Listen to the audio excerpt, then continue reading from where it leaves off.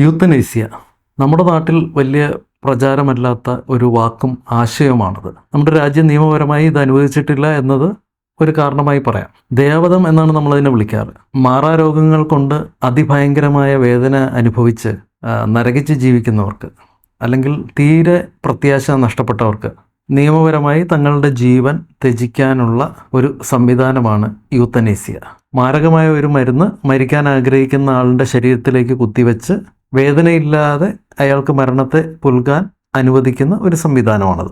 പാശ്ചാത്യ രാജ്യങ്ങളിൽ അല്ലെങ്കിൽ ഫെഡറൽ സംവിധാനങ്ങളുള്ള ചില സ്റ്റേറ്റുകളിൽ നിയമം ഇതിന് അനുവദിക്കുന്നുണ്ട്. അന്തസ്സായി ജീവിക്കാനുള്ള അവകാശം പോലെ തന്നെ അന്തസ്സായി മരിക്കാനുള്ള അവകാശവും ഒരു പൗരനുണ്ട് എന്ന ആശയമാണ് അതിന് പിന്നിലുള്ളത്. 2015 പുറത്തിറങ്ങിയ ഒരു ഓസ്ട്രേലിയൻ റോഡ് മൂവിയാണ് last cab to Darwin. Australian ഔട്ട്ബാക്കിൻ്റെ മനോഹരമായ പശ്ചാത്തലത്തിൽ അതിനേക്കാൾ മനോഹരമായ ഒരു കഥ പറയുകയാണ് ഈ സിനിമ.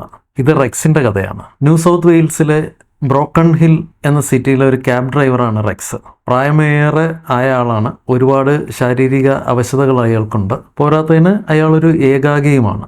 കുടുംബം ഇല്ലാത്തത് കൊണ്ട് തന്നെ വിരസമായൊരു ജീവിതമാണ് അയാളുടേത്. എല്ലാ ദിവസവും അയാൾ ടാക്സി ഓടിച്ചു കഴിഞ്ഞാൽ വൈകുന്നേരങ്ങളിൽ അയാളുടെ സുഹൃത്തുക്കളുടെ ഒപ്പം കുറച്ചു നേരം അയാൾ ബിയർ പബ്ബിൽ ചെലവഴിക്കും. അത് കഴിഞ്ഞാൽ നേരെ വീട്ടിലേക്ക് പോരും. അയാളുടെ അയൽവാസിയും സുഹൃത്തുമാണ് പോളി എന്ന് പറയുന്ന ഒരു സ്ത്രീ.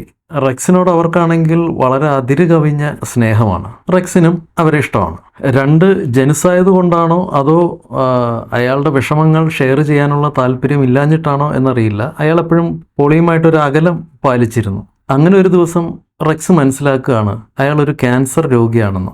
ഈ രോഗം തിരിച്ചറിയാൻ ഒരുപാട് വൈകിപ്പോയത് കാരണം ഡോക്ടർ അയാളോട് പറയാണ്, നിങ്ങൾക്കിനി ഈ ഭൂമിയിൽ ആയുസ് വെറും 3 മാസം മാത്രമേ ഉള്ളൂ.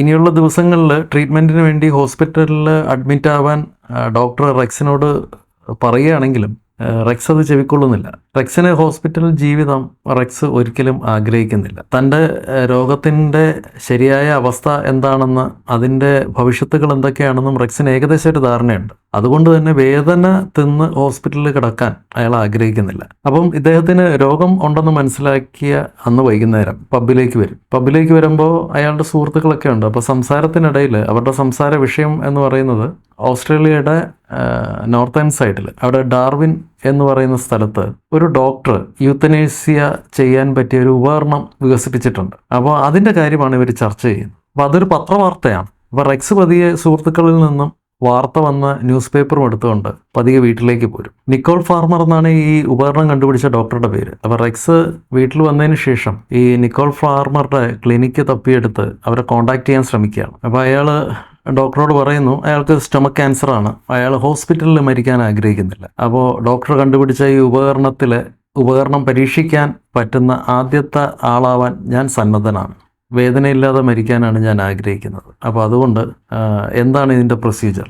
ഡോക്ടർ ഇങ്ങോട്ടേക്ക് വരികയാണോ അതോ ഞാൻ അങ്ങോട്ടേക്കാണോ വരേണ്ടതെന്ന് ചോദിക്കുന്നു. ഡോക്ടർ പറയുന്നു, ഇപ്പോൾ റെക്സ് ധൃതി കൂട്ടണ്ട, കാര്യം ഇതിൻ്റെ പ്രോസസ്സിംഗ് ഒക്കെ നടക്കുന്നേ ഉള്ളൂ, ധൃതി കൂട്ടണ്ട എന്ന് പറയുന്നു. പക്ഷേ റെക്സ് അതിൽ തൃപ്തനല്ല. അപ്പോൾ റെക്സ് താമസിക്കുന്ന ബ്രോക്കൺ ഹില്ലിൽ അല്ലെങ്കിൽ ആ ടെറിട്ടറിയിൽ ദയാവധം നിയമവിധേയമല്ല. അതേസമയം ഇതിൻ്റെ നോർത്തേൺ ടെറിട്ടറിയിൽ, അതായത് ഡാർവിൻ എന്ന് പറയുന്ന സ്ഥലത്ത് ഇത് അനുവദനീയവുമാണ്. അപ്പോൾ റെക്സിന് അങ്ങോട്ട് പോവുകയെ മാർഗം ഉണ്ടായിരുന്നുള്ളൂ. എന്നാൽ റെക്സ് താമസിക്കുന്ന ബ്രോക്കൺ ഹില്ല് മുതൽ ഡാർവിൻ വരെ ഏകദേശം 3000 മേളിൽ കിലോമീറ്റർ ദൂരമുണ്ട്. അപ്പം ഇയാൾ വളരെ ശാരീരിക അവശതകൾ ഉള്ള ഒരു മനുഷ്യനാണ്. ഇദ്ദേഹത്തിന് ഡാർവിൻ വരെ എത്തപ്പെടുക എന്ന് പറഞ്ഞു കഴിഞ്ഞാൽ വളരെ ബുദ്ധിമുട്ടാണെന്ന് ഡോക്ടറിന് മനസ്സിലായി. 2 എക്സ്ട്രീം എൻഡിലാണ് ഇത് നിൽക്കുന്നത്. ഓസ്ട്രേലിയയുടെ പടിഞ്ഞാറേ അറ്റത്ത് ന്യൂ സൗത്ത് വെയിൽസും നോർത്ത് എൻഡിൽ ഡാർവിനും. അപ്പോൾ അത്രയും ദൂരം ഇവർക്ക് യാത്ര ചെയ്യാനുള്ള ആരോഗ്യമൊന്നും റെക്സിന് ഉണ്ടാവില്ലെന്ന് ഡോക്ടറിന് മനസ്സിലായി. പക്ഷേ റെക്സ് തൻ്റെ ഈ ആവശ്യം നേടിയെടുക്കാൻ വേണ്ടി അയാൾ ബ്രോക്കൺ ഹില്ല് മുതൽ ഡാർവിൻ വരെ അയാളുടെ ക്യാബിൽ യാത്ര ചെയ്യാൻ തയ്യാറെടുക്കുകയാണ്. അങ്ങനെ തൻ്റെ വീടും തൻ്റെ വളർത്തുനായും ഒക്കെ റെക്സ് തൻ്റെ കൂട്ടുകാരിയായ പോളിക്ക് കൊടുത്തിട്ട് അയാളുടെ എല്ലാ അവശതകളും പേറിക്കൊണ്ട് അയാളുടെ ഇതുവരെയുള്ള എല്ലാ ഓർമ്മകളും ബ്രോക്കൺ ഹില്ലിലെ അയാളുടെ ഇതുവരെയുള്ള ജീവിതാനുഭവങ്ങളെല്ലാം മറന്നുകൊണ്ട് ഒരു സുഖമരണത്തിന് വേണ്ടി, വേദനയില്ലാത്ത മരണത്തിന് വേണ്ടി 3000 കിലോമീറ്റർ താണ്ടാനായി അയാൾ പുറപ്പെടുകയാണ്. എന്നാൽ അദ്ദേഹം പ്ലാൻ ചെയ്ത ഈ ദീർഘയാത്ര അയാളുടെ ജീവിതത്തെ മാറ്റിമറിക്കാൻ പോകുന്നതായിരുന്നു. അപ്പോൾ ഡാർവിനിലേക്കുള്ള ഈ നീണ്ട യാത്ര റെക്സ് നടത്തുന്നതിനിടയിൽ യാത്ര തുടങ്ങി 2-ാം ദിവസം തന്നെ ഓസ്ട്രേലിയയിലെ ഒരു ഗോത്രവർഗ യുവാവ് ടില്ലി എന്ന് പേരുള്ള മറ്റൊരു സ്ഥലം വരെ പോകാനായിട്ട് ഇയാൾ പോകുന്ന വഴിയിൽ ഇറങ്ങാൻ വേണ്ടി ഒരു ലിഫ്റ്റ് ചോദിക്കും. അപ്പോൾ റെക്സ് കയറിക്കോളാൻ പറയും. അങ്ങനെ അയാൾക്കൊപ്പം ടില്ലിയും യാത്രയിലൊരു ഭാഗമാവുക. തൊട്ടടുത്ത ദിവസം ജൂലിയ എന്ന് പറയുന്നൊരു നേഴ്സും കൂടെ ഇവരുടെ ഒപ്പം ജോയിൻ ചെയ്യും. പിന്നെ ഇവർ 3 പേരും ചേർന്നായിരിക്കുന്നു മുമ്പോട്ടുള്ള യാത്ര. അപ്പോൾ റെക്സിന്റെ കഥകളൊക്കെ കേട്ട് കഴിയുമ്പോൾ ജൂലിയും ഈ പറയുന്ന ടില്ലിയും രണ്ടുപേരും റെക്സിനെ അനുഗമിക്കാമെന്നുള്ള ഒരു ധാരണയിലെത്തും. റെക്സ് തീരെ അവശനാണെന്ന് 1-2 ദിവസത്തെ യാത്രയ്ക്കിടെ ഇവർക്ക് മനസ്സിലായി. ഡാർവിൻ വരെ അയാൾക്ക് ഒറ്റയ്ക്ക് വണ്ടി ഓടിച്ചു പോകാൻ ചിലപ്പോൾ പറ്റിയെന്നിരിക്കില്ല. അയാളുടെ ആരോഗ്യം വളരെ മോശമാണ്. അപ്പോൾ റെക്സ് ഏകനായി തുടങ്ങിയ യാത്ര പിന്നെ അതൊരു 3 പേരുടെ കൂട്ടായ യാത്രയാകുമ്പോൾ സിനിമ കാണുന്ന പ്രേക്ഷകനും അറിയാതെ ആ യാത്രയിൽ പെട്ടുപോകും. റെക്സിന്റെ സന്തോഷവും ദുഃഖവും ഒക്കെ കാഴ്ചക്കാരുടെ ദുഃഖവും സന്തോഷവും ഒക്കെ ആയി മാറും.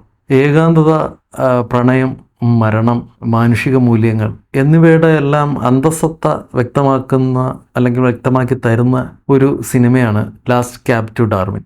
ഇതൊരു യഥാർത്ഥ സംഭവ കഥയെ ആസ്പദമാക്കി ചെയ്ത സിനിമയാണ്. മാക്സ്വെൽ എന്ന ഒരു വ്യക്തിയുടെ ജീവിതമാണ് ലാസ്റ്റ് ക്യാബ് ടു ഡാർവിൻ എന്ന് പറയുന്ന ഒരു നാടകമായി, ഒരു സ്റ്റേജ് പ്ലേ ആയി ആദ്യം ചിട്ടപ്പെടുത്തിയത്. ആ പ്ലേ ആണ് പിന്നീട് സിനിമയായിട്ട് മാറ്റിയത്. ഇതിൽ റെക്സായിട്ട് അഭിനയിച്ചിരിക്കുന്നത് ഓസ്ട്രേലിയൻ നടനായ മൈക്കൽ കാക്ടൻ ആണ്. മൈക്കൽ കാക്ടൻ അഭിനയിച്ചു എന്ന് പറയുന്നതിലേറെ അദ്ദേഹം അതിൽ ജീവിച്ചു എന്ന് പറയുന്നതായിരിക്കും കുറച്ചും കൂടെ ഉചിതം. കാര്യം അത്ര മനോഹരമായിട്ടാണ് അദ്ദേഹം റെക്സിന്റെ ക്യാരക്ടറിനെ ചെയ്തിരിക്കുന്നത്. ഓസ്ട്രേലിയൻ ആക്ടറായ ജെറമി സിംസ് ആണ് ഈ സിനിമ സംവിധാനം ചെയ്തിരിക്കുന്നത്. 6 അന്താരാഷ്ട്ര പുരസ്കാരങ്ങൾ നേടിയ സിനിമയാണിത്. റോഡ് മൂവികൾ പലപ്പോഴും പ്രേക്ഷകന് സമ്മാനിക്കുന്നത് നല്ല കാഴ്ചകളാണ്. അപ്പം ലാസ്റ്റ് ക്യാബ് ടു ഡാർവിനും മികച്ച കഥയും മികച്ച ദൃശ്യങ്ങളുമാണ് പ്രേക്ഷകന് സമ്മാനിക്കുന്നത്. ഈ സിനിമ കണ്ടു കഴിഞ്ഞാലും റെക്സ് എന്ന കഥാപാത്രവും അയാളുടെ ആ യാത്രയും നമ്മുടെ മനസ്സിൽ കുറേ ദിവസങ്ങളിൽ തങ്ങി നിൽക്കും. സിനിമ ഇതുവരെ കാണാത്തവർക്ക് വേണ്ടി ഡിസ്ക്രിപ്ഷൻ ബോക്സിൽ ലിങ്ക് കൊടുത്തിട്ടുണ്ട്. സിനിമയെക്കുറിച്ചുള്ള അഭിപ്രായങ്ങൾ നിങ്ങൾക്ക് താഴെ കമൻറ്റ് ബോക്സിൽ രേഖപ്പെടുത്താം. മറ്റൊരു വീഡിയോയുമായി വരുന്നത് വരെ ഗുഡ് ബൈ.